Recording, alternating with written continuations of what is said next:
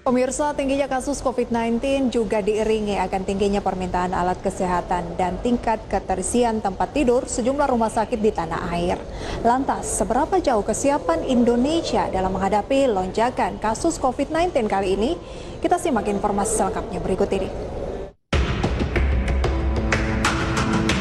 Pekan lalu kasus positif COVID-19 di Indonesia tembus 21.345 orang dalam sehari.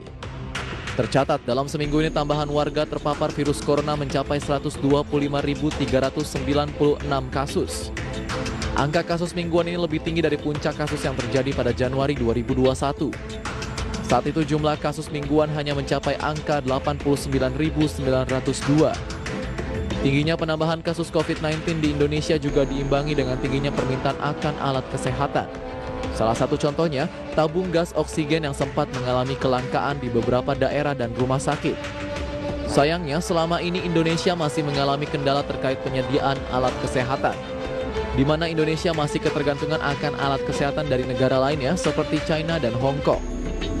Hal tersebut juga berlaku untuk bahan baku obat-obatan. Dari 100% bahan baku obat, hanya 3% yang sudah bisa diproduksi dalam negeri, sedangkan sisanya 97% harus diimpor. Lonjakan kasus COVID-19 juga menyebabkan tingkat keterisian tempat tidur di ruang isolasi dan rumah sakit menjadi penuh. Di DKI Jakarta sendiri, tingkat keterisian tempat tidur telah mencapai 90%. Lantas, sebenarnya sejauh apa kesiapan Indonesia dalam menghadapi lonjakan kasus COVID-19? Saksikan pembahasan selengkapnya dalam IDX for Session Closing.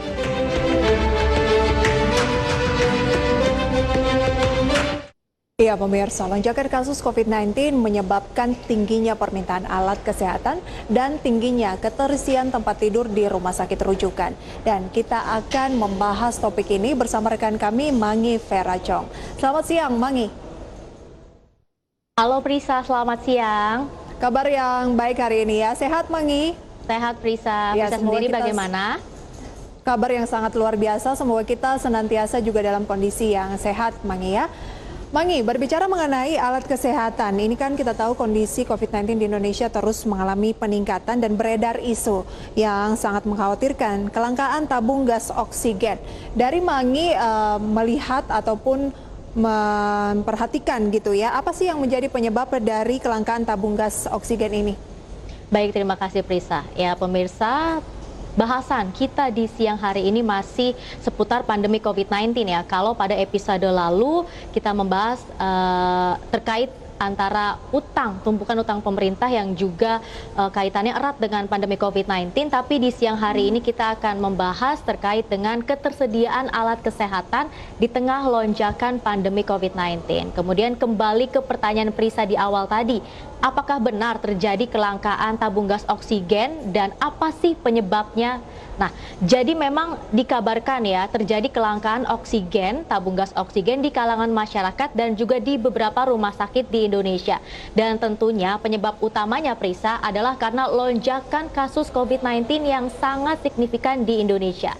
Kita bisa cermati bersama di mana pada tanggal 15 Juni 2021 lalu penambahan harian untuk COVID-19 di Indonesia itu mencapai 8.000 kasus. Kemudian pada tanggal 22 Juni jumlahnya kian melonjak ya, penambahan hariannya mencapai 13.000 kasus, dan pada tanggal 29 Juni lalu artinya kemarin Prisa, penambahannya ini sudah lebih dari 20.000 kasus dalam satu hari. Dan bahkan salah satu pedagang tabung gas oksigen di Pasar Pramuka juga menyatakan bahwa saat ini untuk tabung gas oksigen banyak dicari oleh kalangan masyarakat atau kalangan pribadi, bukan hanya dari kalangan rumah sakit saja. Nah, kemudian kenapa sih kok banyak banget gitu ya masyarakat yang ternyata mencari tabung gas oksigen di tengah lonjakan pandemi COVID-19? Karena ternyata ketika pasien COVID-19 ini mendatangi rumah sakit begitu ya dengan pasien yang sudah bergejala, ini banyak rumah sakit yang menolak keberadaan pasien tersebut karena memang kapasitas rumah sakitnya sudah penuh Prisa. Jadi mau tidak mau pasien tersebut harus melakukan isolasi mandiri di rumah meskipun mereka sudah bergejala, dan mau tidak mau juga mereka harus membeli tabung gas oksigen tersebut begitu ya. Dan sekedar informasi, ini untuk tabung gas oksigen ukuran 1 meter kubik, jika dipakai secara terus-terusan ini akan habis dalam waktu 4 jam. Nah, sedangkan dalam satu hari saja Prisa waktu ini kan ada 24 jam ya. Artinya jika memang pasien tersebut membutuhkan tabung gas oksigen ya secara terus-menerus, artinya membutuhkan sekitar 6 total ya, 6 botol tabung gas oksigen. Dan tentunya banyak juga ternyata nih masyarakat yang saat ini sudah mulai membeli tabung gas oksigen secara besar-besaran, Prisa, karena mereka takut ya, mereka khawatir ketika mereka terpapar COVID-19 kemudian rumah sakit menolak keberadaan mereka harus melakukan isolasi mandiri di rumah, tentunya dengan menyiapkan alat-alat kesehatan, salah satunya adalah tabung gas oksigen tadi. Dan tentunya tingginya permintaan akan tabung gas oksigen ini juga meningkatkan harga jual dari tabung gas oksigen tersebut. Dari yang awalnya sebelum pandemi ya, harganya ini ada di kisaran Rp500.000, tapi untuk saat ini harganya naik 2 kali lipat, bahkan dimulai dari Rp1 juta sampai dengan Rp1.500.000, Prisa. Jadi itulah beberapa hal yang bisa saya sampaikan ya terkait dengan kenapa sih terjadi kelangkaan tabung gas oksigen, dan ternyata memang penyebabnya adalah lonjakan kasus COVID-19 di Indonesia yang sangat signifikan, terlebih dengan masuknya varian Delta ke Indonesia, Prisa. Baik, berarti memang tingginya kebutuhan ya yang membuat tabung oksigen ini menjadi langka di masyarakat. Dan kita tahu bahwa kondisi COVID-19 saat ini memang sangat mengkhawatirkan, apalagi dengan varian Delta. Banyak rumah sakit yang menolak pasien karena keterbatasan ruang untuk perawatan, sehingga kita semua harus tetap menjaga kondisi dengan menerapkan 5M, pemirsa ya, protokol kesehatan dengan ketat. Nah, Mangi, berbicara mengenai tabung oksigen tadi yang mengalami kelangkaan, selain karena lonjakan kasus COVID-19, apakah ada alasan lainnya? Baik, Prisa. Jadi selain terjadi lonjakan kasus COVID-19 yang menyebabkan kelangkaan tabung gas oksigen, ini ada satu pernyataan dari Gubernur DKI Jakarta yaitu Anies Baswedan yang menyatakan bahwa salah satu penyebab kelangkaan tabung gas oksigen adalah kendala dalam pendistribusiannya. Jadi termasuk dalam SDM-nya sendiri dan juga kendaraannya, Prisa. Jadi ketika terjadi lonjakan permintaan akan tabung gas oksigen, tentunya kan harus ada penambahan juga ya dari SDM dan juga kendaraan untuk mendistribusikan tabung gas oksigen tersebut. Tapi sayangnya hal tersebut juga masih menjadi kendala. Dan sebenarnya, Prisa, kalau kita cermati lebih jauh lagi, untuk saat ini tidak hanya tabung gas oksigen saja yang banyak dicari oleh masyarakat, melainkan alat-alat kesehatan lainnya ya, contohnya seperti masker, kemudian alat pelindung diri juga mengalami lonjakan permintaan yang sangat signifikan. Karena memang bisa kita katakan di tengah pandemi COVID-19 ini, terutama kasus yang semakin meningkat begitu ya, kebutuhan akan alat kesehatan ini menjadi kebutuhan pokok dan kebutuhan utama tentunya untuk melindungi diri ya, dan juga untuk menyembuhkan pasien COVID-19 yang memang sudah terpapar, terutama yang sudah bergejala, Prisa. Baik, Anda tadi sudah menyampaikan begitu ya, alat kesehatan lainnya juga banyak dicari. Nah, kalau dari segi nominal, apakah kita melakukan impor alat kesehatan? Ya, Prisa, jadi sayangnya ya di Indonesia ini ketika terjadi lonjakan kasus COVID-19 ya, tentunya diiringi dengan tingginya permintaan akan alat kesehatan, ini juga diimbangi dengan tingginya impor alat kesehatan, Prisa. Dan hal tersebut juga dinyatakan oleh Menteri Kesehatan Budi Gunadi Sadikin dalam tayangan berikut ini. Untuk alkes, dari sisi belanja yang kita lihat cuma 12%, padahal dari jenis alkes yang sudah diproduksi 31%. Jadi kita melihat ada opportunity sesuai dengan arahan Pak Menko untuk memperbesar belanja dalam negeri. Di halaman berikutnya kita juga bisa lihat untuk obat-obatan hanya 3% ya produksi dalam negeri. 97% masih kita beli impor. Nah, padahal dari 1.809 item obat yang ada di e-katalog, hanya 56 item obat yang belum diproduksi di dalam negeri. Kemudian dari bahan baku obat yang seperti saya sampaikan tadi, 10 bahan baku obat terbesar, baru 2 yang diproduksi di dalam negeri. Yang lainnya juga masih impor. Nah, kami dari segi sektor kesehatan melihat ini dari sistem resiliensi kesehatan, kami ingin memastikan semua bahan baku obat, obat-obatan, dan juga alat kesehatan itu bisa diproduksi dalam negeri untuk mengurangi ketergantungan kita terhadap negara lain, terutama pada saat terjadi pandemi seperti ini, supaya sistem resiliensi kesehatan kita Ya, berdasarkan tayangan yang sudah kita saksikan bersama bahwa Menteri Kesehatan menyatakan saat ini Indonesia masih belum mandiri ya terkait dengan pemenuhan alat-alat kesehatan dan juga bahan baku obat-obatan. Dan untuk lebih jelasnya pemirsa bisa kita saksikan bersama melalui infografis berikut ya. Ternyata untuk obat-obatan yang bisa diproduksi di dalam negeri sendiri ini hanya sekitar 3% saja. Sedangkan sisanya artinya 97% kita masih harus mengimpor dari negara-negara lainnya. Kemudian dari sekitar 10 bahan baku obat terbesar, hanya 2 saja yang bisa diproduksi di dalam negeri. Dan sisanya artinya sekitar 8 ya bahan baku obat-obatan ini kita juga masih harus impor dari negara-negara lainnya. Dan dari sekitar 496 alat kesehatan, hanya sekitar 152 alat kesehatan yang bisa diproduksi oleh Indonesia. Dan artinya sisanya juga kita masih harus melakukan impor dari negara-negara lainnya. Nah, ini sangat disayangkan ya, ternyata di tengah tingginya permintaan akan alat-alat kesehatan di tengah pandemi COVID-19 ini, ternyata Indonesia juga masih belum bisa mandiri, Prisa. Artinya masih harus bergantung ya terhadap negara-negara lainnya karena Indonesia ini masih belum bisa memproduksi terkait dengan alat kesehatan dan juga bahan baku dari obat-obatan tadi. Baik, Mangi, berarti kondisinya saat ini angka COVID mengalami peningkatan, ada varian baru yang dikatakan bahwa penyebarannya lebih cepat 6 kali dibandingkan dengan varian yang sebelumnya, tetapi untuk memproduksi alat kesehatan di dalam negeri maupun obat-obatan, Indonesia belum mampu memenuhi permintaan, begitu ya? Betul sekali, Prisa. Jadi memang di tengah tingginya lonjakan ya kasus COVID-19, tingginya permintaan akan alat kesehatan, Indonesia ini bisa dikatakan memang belum mandiri ya, belum bisa memenuhi kebutuhan alat kesehatan di dalam negeri sendiri. Jadi harus masih impor dari negara-negara lainnya. Dan berdasarkan data yang saya dapatkan ya dari Direktur Jenderal Bea Cukai Kementerian Keuangan, nilai impor terkait dengan alat-alat kesehatan ini pada April 2020 lalu bisa kita saksikan bersama pemirsa melalui infografis berikut. Ternyata ini jumlahnya mencapai 777,5 miliar rupiah. Dengan rincian untuk impor masker ya ini jumlahnya mencapai 17,1 juta. Kemudian alat tes COVID-19 sekitar 3,26 juta.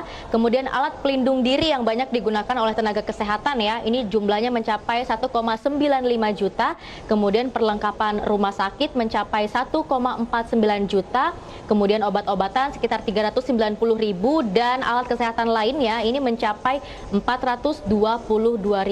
Dan ternyata Cina ini menjadi negara pengimpor terbesar alat kesehatan untuk Indonesia dengan porsi ya sekitar 63,17%. Kemudian di posisi kedua, Prisa, ini ada Hong Kong sekitar 8,18%.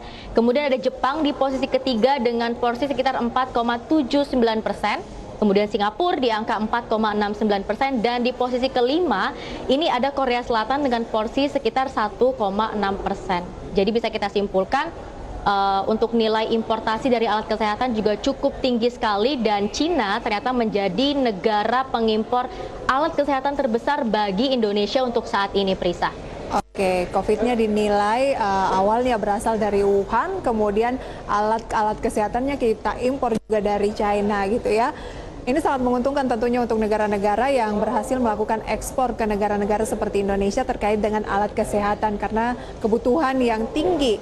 Sayang sekali Indonesia belum bisa memproduksi sesuai dengan kebutuhan di dalam negeri, Mangi.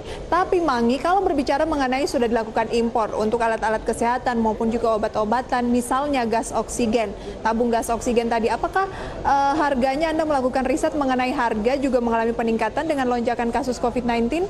Ya tentunya ini berdasarkan hukum ekonomi ya Prisa ya, ketika ada permintaan yang cukup signifikan tentunya juga akan mengerek atau mendorong harga dari barang-barang tersebut dan tentunya untuk tabung gas oksigen sendiri saja juga telah mengalami peningkatan harga ya sekitar 2 kali lipat dari yang awalnya sebelum ada pandemi itu sekitar Rp500.000, tapi ketika sudah ada pandemi COVID-19 kemudian terjadi lonjakan permintaan harganya ini berkisar antara mulai dari Rp1 juta sampai dengan Rp1.500.000 untuk ukuran 1 meter kubik tabung gas oksigen. Dan tentunya Prisa, lonjakan kasus COVID-19 di Indonesia saat ini juga menyebabkan tingkat keterisian tempat tidur di berbagai wilayah termasuk di DKI Jakarta ini semakin menipis. Ya, kita ambil salah satu contoh untuk DKI Jakarta sendiri karena memang DKI Jakarta ini merupakan salah satu wilayah dengan penambahan kasus harian tertinggi di Indonesia ya, bahkan melebihi angka 9.000 dalam satu harinya. Nah, ternyata untuk DKI Jakarta sendiri, tingkat keterisian tempat tidurnya ini telah mencapai sekitar 90% Prisa untuk tempat tidur untuk pasien COVID-19 ya, baik untuk ruang isolasi maupun ruang ICU. Dan ternyata jumlah tempat tidur perawatan dan juga jumlah tempat tidur untuk pasien di ruangan ICU untuk COVID-19 ya secara keseluruhan di DKI Jakarta ini jumlahnya mencapai 10.000 tempat tidur dari 106 rumah sakit rujukan di DKI Jakarta. Dan hal tersebut juga dinyatakan oleh Siti Nadia Tarmizi selaku juru bicara Kementerian Kesehatan dalam tayangan berikut ini. Tetapi di sisi lain kita melihat bahwa walaupun secara rata-rata nasional angka keterisian tempat perawatan itu adalah 67-68%, di beberapa daerah kita melihat bahwa angka keterisian tempat perawatan itu sudah mencapai angka di atas 80%. Kita melihat di Yogyakarta dan di Jawa Tengah itu sudah mencapai 85%, di Banten itu 87%, di Jawa Barat itu 8%, dan di DKI Jakarta itu mencapai 90%. Melihat kondisi kapasitas keterisian tempat perawatan yang cukup tinggi tersebut, terutama di daerah Jakarta dan sekitarnya, maka kemudian Kementerian Kesehatan mengambil kebijakan untuk kemudian menunjuk 3 rumah sakit vertikal yang berada langsung di bawah kewenangan Kementerian Kesehatan untuk dikhususkan sebagai rumah sakit yang melayani kasus COVID-19. Adapun ketiga rumah sakit ini adalah Rumah Sakit Umum Pusat Fatmawati, Rumah Sakit Umum Pusat Persahabatan, dan Rumah Sakit Penyakit Infeksi Profesor Dr. Sulianti Saroso. Iya, Mangi. Ya, berdasarkan tayangan yang sudah kita saksikan bersama, ternyata untuk tingkat keterisian rumah sakit secara nasional begitu ya di Indonesia ini telah mencapai 68%. Dan bisa kita simpulkan, ternyata dari tingginya lonjakan kasus COVID-19 juga menyebabkan tingginya permintaan akan alat kesehatan dan juga tingginya tingkat keterisian tempat tidur tidak hanya di DKI Jakarta tapi juga di wilayah-wilayah lainnya. Dan apabila hal ini tidak diatasi tentunya akan bisa menimbulkan beberapa dampak yang cukup buruk ya, terutama juga pada perekonomian Indonesia sendiri, Prisa. Baik, Anda berbicara mengenai dampak khususnya untuk perekonomian. Kesehatan sudah tentu gitu ya, kemudian dari sisi perekonomian, dampak negatif yang ditimbulkan dengan kelangkaan alat-alat kesehatan, kemudian ketergantungan kita dengan impor, ini apa saja? Baik, Prisa. Jadi kita coba bedah satu persatu, dimulai dari apabila terjadi kelangkaan ya terkait dengan tabung gas oksigen di rumah sakit dan juga di kalangan masyarakat. Dan tentunya ini juga akan bisa menyebabkan angka kematian akibat kasus COVID-19 di Indonesia kian melonjak, kian meningkat signifikan ya. Karena secara kumulatif saja berdasarkan data yang saya dapatkan dari BNPB, untuk angka kematian di Indonesia akibat pandemi COVID-19 dari Maret 2020 lalu sampai dengan saat ini telah mencapai 58.000 kasus. Nah, karena memang bisa kita simpulkan, kita katakan bahwa tabung gas oksigen ini merupakan salah satu hal yang krusial atau penting begitu ya di tengah penanganan pandemi COVID-19. Kemudian selanjutnya jika kita tidak bisa mengatasi ketergantungan impor kita akan alat-alat kesehatan dari negara-negara lainnya, maka Indonesia ini tidak akan bisa mencapai kemandirian untuk sektor kesehatan. Nah, mungkin Prisa dan pemirsa ingat kejadian terkait dengan India yang beberapa waktu lalu melakukan embargo vaksin ya, di mana India ini juga merupakan salah satu negara produsen dari vaksin AstraZeneca. Tapi ketika di India sendiri kasus COVID-19-nya melonjak signifikan, terjadi tsunami COVID-19, akhirnya India ini tidak mengirimkan vaksin AstraZeneca kepada negara-negara lainnya termasuk Indonesia. Bayangkan kalau hal tersebut juga terjadi untuk alat-alat kesehatan. Nah, ketika kebutuhan alat kesehatan di Indonesia cukup tinggi, tapi dari negara pengimpornya kebutuhan dari dalam negerinya juga cukup tinggi, ini bisa saja terjadi kasus seperti ketika India melakukan embargo vaksin tersebut. Jadi memang hal ini juga harus diatasi, Prisa, dan tentunya jika hal tersebut bisa terjadi, pada akhirnya ini juga akan merugikan dari sisi perekonomian, begitu ya, karena saat ini ekonomi Indonesia terpuruk memang karena adanya pandemi COVID-19. Nah, ketika kasusnya terus melonjak bisa membuat ekonomi tidak stabil. Ketika ekonomi di Indonesia ini tidak stabil, sebenarnya yang dirugikan bukan hanya negara, Prisa, tapi masyarakat ya, tidak terkecuali juga akan dirugikan. Bisa saja saya, bisa saja Prisa, dan juga pemirsa bisa dirugikan ya, karena adanya ketidakstabilan ekonomi yang diakibatkan oleh pandemi COVID-19. Dan sebenarnya memang impor alat kesehatan atau bahan baku obat-obatan ini masih wajar dilakukan apabila jumlahnya tidak terlalu tinggi. Sedangkan di Indonesia saja sekitar 90% bahan baku obat-obatan ini kita harus impor. Hanya 10% dari dalam negeri. Nah, ini kan jumlahnya juga sudah tidak masuk akal, begitu ya, Prisa, sudah terlalu tinggi, dan ini juga memang harus segera diatasi. Dan ternyata berdasarkan data dari Kementerian Kesehatan hingga Juni 2021 bulan ini, begitu ya, untuk belanja alat kesehatan, belanja pemerintah untuk alat kesehatan dalam negeri ini hanya sekitar 2,9 triliun rupiah. Sedangkan untuk belanja pemerintah untuk alat kesehatan dari sisi impor ini jumlahnya mencapai 12,5 triliun rupiah. Nah, dari data yang saya sampaikan, Prisa dan pemirsa bisa bandingkan ya, ternyata jumlahnya nominalnya ya, belanja pemerintah untuk alat kesehatan dari dalam negeri sangat sedikit sekali dibandingkan belanja pemerintah untuk alat kesehatan dari sisi impor, Prisa. Berarti perbandingan ya, yang bisa diproduksi dalam negeri hanya 10%, sementara impor 90%, sangat jauh. Tentu ada langkah yang dilakukan oleh pemerintah. Apa saja kira-kira yang telah dilakukan oleh pemerintah untuk melakukan ataupun menanggulangi ketergantungan kita akan impor alat kesehatan, Mangi? Baik, sebenarnya sejauh ini pemerintah juga telah melakukan langkah-langkah untuk mengatasi hal tersebut ya. Dan untuk lebih jelasnya, langsung saja kita saksikan pernyataan dari Luhut Binsar Panjaitan dalam tayangan berikut ini. Industri alkes dalam negeri. Nah, pemerintah berkomitmen terus mendorong investasi, meningkatkan kapasitas. Pemerintah juga akan lebih ketat memantau belanja rumah sakit, mewajibkan penggunaan produk dalam negeri melalui pengadaan barang jasa dan oleh KL dan PD. Ini saya kira yang penting saya sampaikan, dan saya berharap ayo kita semua kompak dalam keadaan emergensi sekarang supaya produk-produk kesehatan kita, alat-alat kesehatan kita, obat-obat untuk kesehatan kita itu semua bisa kita lakukan.